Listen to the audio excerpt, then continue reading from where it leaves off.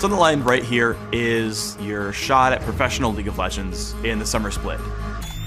Down goes the Nexus, and Cloud9 Tempest take the series 2-1. I feel really confident. To some of our team members, this is our last chance in professional gaming. I'm really excited to play EG today. EG will take down XDG, securing the 7th place spot. I've been in this position more than once. I'll give it my best shot and I'm positive we can win.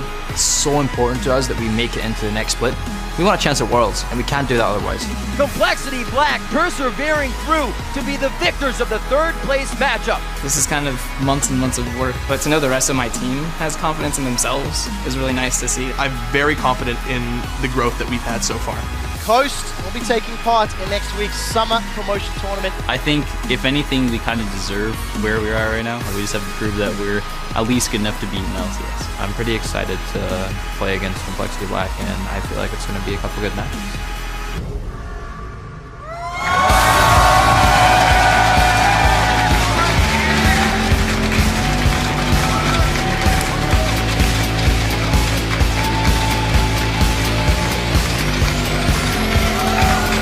Welcome to day 2 of the 2014 North American Summer Promotion Tournament. We're coming to you live from our studio here in Los Angeles, California. Hey everyone, I'm David Freak Turley, and with me, live as usual, Sam Kobe Hartman-Kensler. Good morning, Freak. Good morning.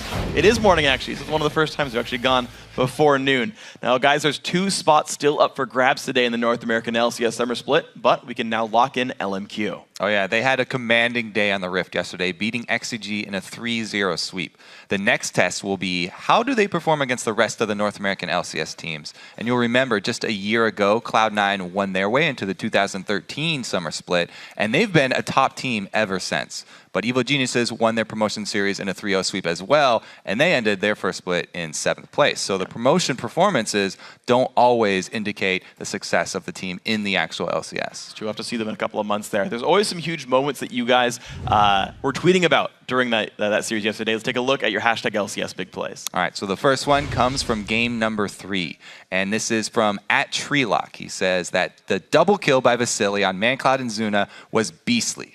Then it's Xiaowei Xiao's first blood from game 1 @Nathan Stan, says that shockwave was so huge it almost hit me.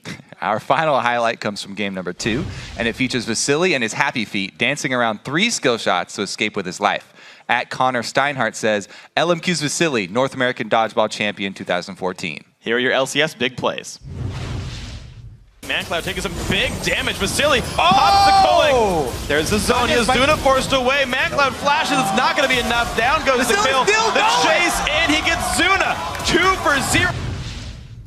Finding on the sheep. There comes the jump on in for Ackerman. Tidal Wave lands onto 4 though, and here comes Spray and Pray. LMQ can't easily dive back in. They've been forced backwards, but a shockwave onto 3. Here comes the push. The wish might not be enough. Zuna goes down for first blood. And when XCG have been getting behind, they haven't really been making any plays, going for anything here. Vasily really dodging everything. That was awesome. That was awesome. It was. And who needs cat-like reflexes when you've got rat-like reflexes? Share your favorite highlights throughout the day by tweeting us @LOL Esports and using the hashtag LCS Big Plays.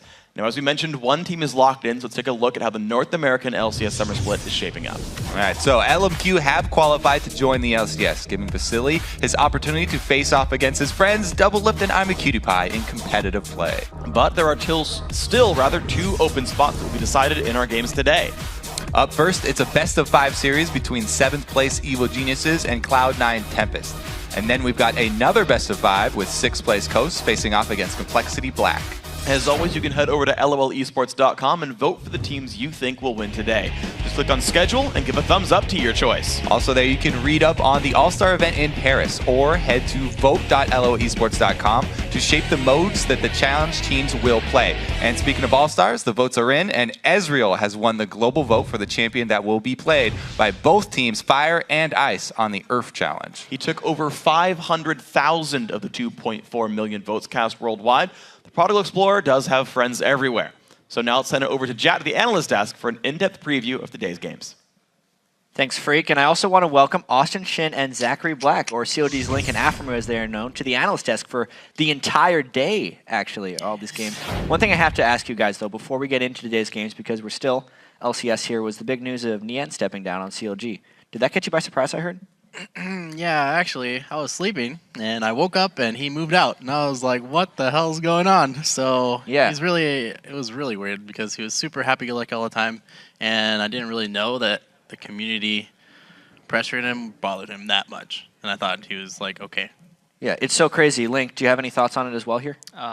For like the entire day, his parents were over and we're like helping him like move out, I guess. Like I didn't realize it until like it was like in the afternoon when Kelby was like, "So Nian's leaving the team," and I was like, "What?" Yeah. and then I was just like, "What?" And then well, now we have to go find a new top laner. So it's kind of a we're back to our like. Have you guys talked to Nien since, because it was so shocking to get maybe more clarity into exactly what happened outside of the interview that was posted publicly? I think the interview said it all, and I think everyone on the team watched that because everyone was really confused.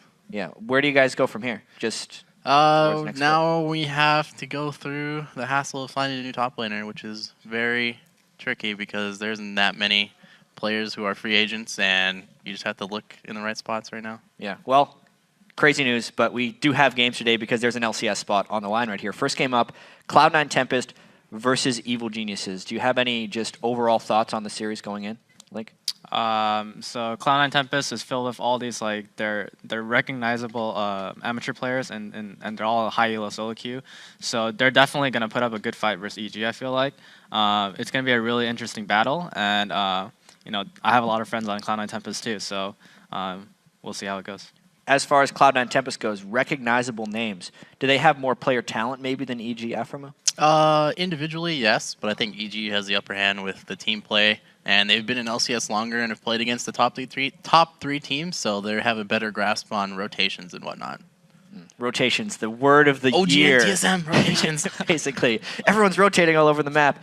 I'm really interested in this matchup, specifically just in the mid lane with Bishu against Pobelther, because Bishu is a player who's maybe very popular but hasn't necessarily performed on the big stage. Link, do you have any thoughts on Bishu as a player against Pobelther? I would give Pobelther the upper hand. I mean, I've played with both of them, and they're both like they're friends of mine.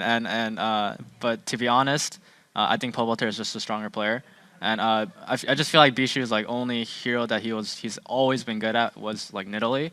But I really think that if EG is smart, they're just gonna ban it out, and then it'll really significantly hurt their strengths. But you know, maybe Cloud9 Tempest will prove me wrong, and they'll pull out some good new tricks. Yeah, it'll really force Bishu to kind of adapt a little bit before he can make it in the LCS. But LMQ actually made it into the LCS yesterday. And the interesting thing about this is you're always kind of trying to guess where they're going to end up in the LCS. And that brings us to the Twitter question. I want to ask you guys, how high will LMQ finish in the NA LCS Summer Split, and why, if you just had to guess, Aframo?